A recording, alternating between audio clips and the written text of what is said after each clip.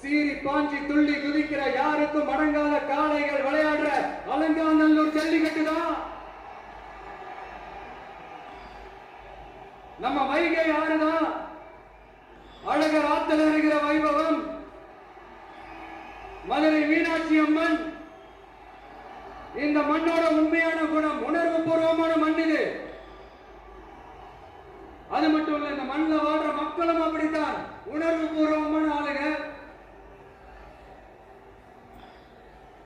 நான் இந்த மண்ணில் கால் எடுத்து வச்ச உடனே ஒரே ஒருத்தரை பத்தி தான் மனசுக்குள்ள ஓடிக்கிட்டே இருந்தது. அவர் யாருன்னு உங்களுக்கும் தெரிஞ்சிருக்கும். சினிமானாலும் சரி, அரசியல்னாலும் சரி, நமக்கு ரொம்ப ரொம்ப பிடிச்சது புரட்சி தலைவர் எம்ஜிஆர் அவர்கள் தான். அவரோட பழகிறதுக்கு எனக்கு வாய்ப்பு கிடைக்கல. ஆனா அவரை மாதிரியே குணம் கொண்ட என்னுடைய அண்ணன் புரட்சி கலைஞர் கேப்டன் விஜயகாந்த் அவர்களோட பழகிறதுக்கு எனக்கு நிறைய வாய்ப்பு கிடைச்சது. அவரும் இந்த மதுரை மண்ணை சேர்ந்தவர் தானே, அவரை மறக்க முடியுமா?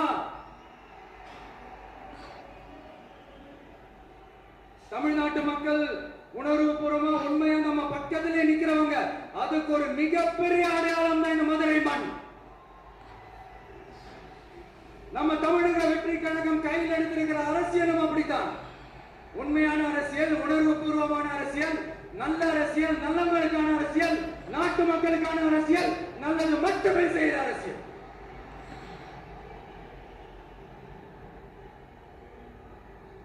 இதோ நம்மளுடைய இரண்டாவது மாநில மாநாடு வாகை சூடும் வரலாறு